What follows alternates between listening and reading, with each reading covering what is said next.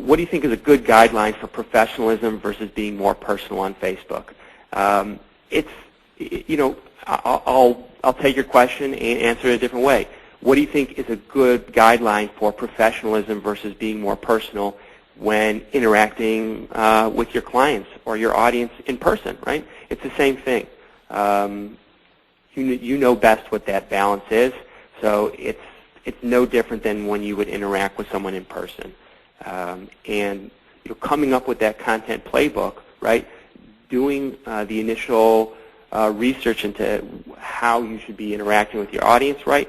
Setting those guidelines up front, that'll really help you. And that'll help if you do have multiple people who are publishing, if that's the route you decide to take. But in terms of professionalism versus being more personal, it's really just a balance that you have to find. What are your thoughts on removing posts that are unflattering to your brand? You know what? My gut on that one is people are going to post stuff that's unflattering. And remember, we're talking about using positive content. It's the channel you control, and just add more content that balances it out, right? Respond, engage in dialogue. You can set certain ground rules, right, for what posts can't contain in terms of obscenities and whatnot. But this is part of engaging in this two-way channel, is that people are going to post unflattering things about your brand, and you just have to do your best to publish content that is flattering and give your word-of-mouth army, give your advocates content to counteract that. So great question. And I see someone says, what was the tool I used? Yammer. This is look it up. It's a phenomenal internal client. Sorry, the question was, what was the tool that I said to use internally to bubble up content to the editorial point guard? Yammer. It's like an internal Twitter client. It's just a great way to find information from within your organization, and yeah, I highly recommend using it. Let me see, some other great questions coming in. So what are some examples of measurement goals, metrics for evaluation? That's, yeah, phenomenal question. So one, what are the metrics I have available to me? If it's, and what are measurement goals? So yeah, first looking at what metrics do I have available to me to measure the effect of this content. It can be a bit tough because it's restricted based on the environment that you're posting this content to. So Facebook's doing a better and better job giving us insights on what type of, how people are interacting with our content. They're telling us how many impressions are generating with each post, so that's a valuable piece of information.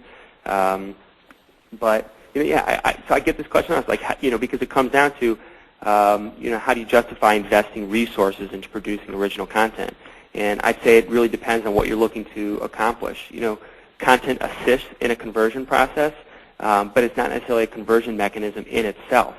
So, think of all the things that influence conversion, though. Reputation, brand awareness, network endorsement, right? Endorsement from my network of friends. Those all have a direct influence on conversion. And so how do you measure each one of those? How do I measure brand reputation, right? What am I doing? And how does content produce, that you're producing has an effect on that objective? Let me see, more questions. What about overlapping content, posting across platforms, YouTube, Facebook, Flickr, etc.? Go for it, it takes a lot to produce this content, and so you should get the most out of it as possible. Find as many outlets as you can to spread your content. That said, just make sure that the content fits the medium that you're pushing out, that it makes sense in the context of where you're publishing that content.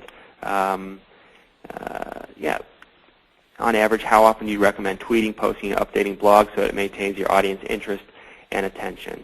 I think, so I'm not going to throw out a number for how often. I think it really comes back to, when we talk about social networks rewarding the content that's being posted, right? Content making it into someone's news feed. Facebook's not looking at how often you're posting. They're just looking at, did someone engage with it in the past? Was it engaging content? So I just concentrate more on creating quality content. But certainly, you want to stay top of mind. So I think it's just finding a good balance. Other questions that are coming in. These are great questions. Thank you, everyone. And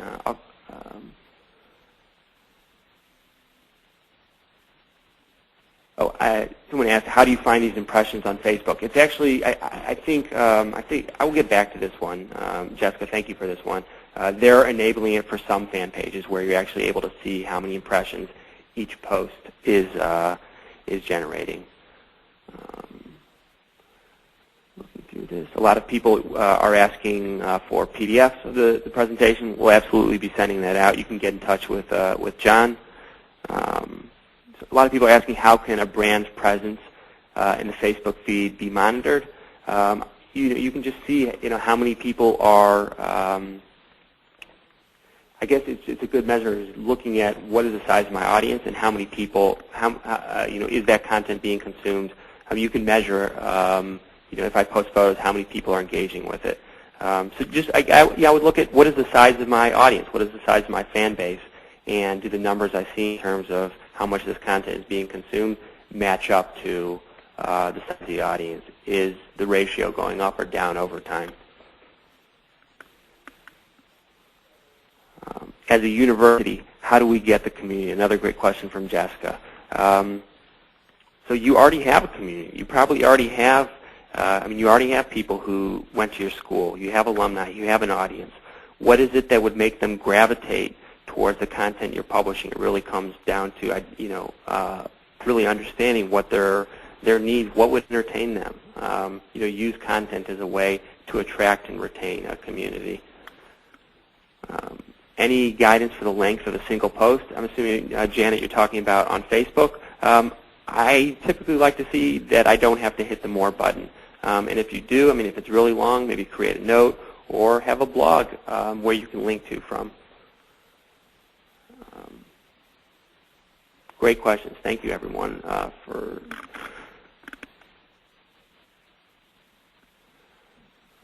Let me see other ones. Oh, I hope I am speaking loud. I'm seeing people say I'm not speaking loud enough. I apologize. I was in radio for a couple of years. That's the first thing. Speak into the mic. So.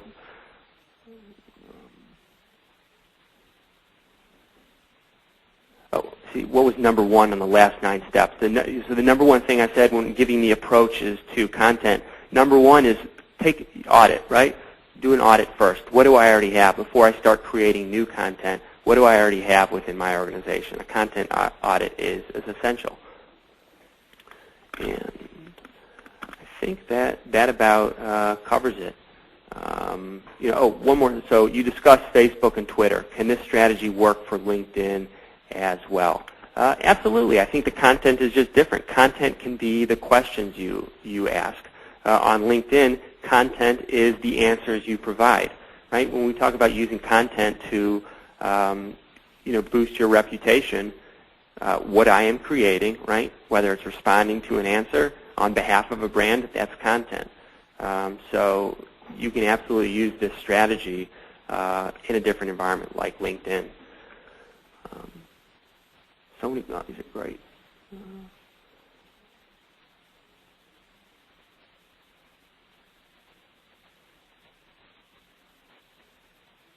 What suggestions would you have for companies operating long, a year or more, sales cycles in complex B2B environments? It's from Charles Rathman. Great question. And I think this comes down to having the mindset that I talked about before. We're in this for the long term, right? We're starting to build up an audience, a community who are interacting with us. I think everyone, whether you're in a business-to-business, long sales cycle or not, everyone should think of this in terms of the long term, right? So what's going to keep people engaged over a long period of time? I don't want to just be posting things that they might perceive as salesy, right? It's providing them value over a long period of time so that by the end of that long sales cycle, they will have you will have provided them all this positive information, and it's just, everyone should, regardless of your sales cycle, think of this in a long-term approach.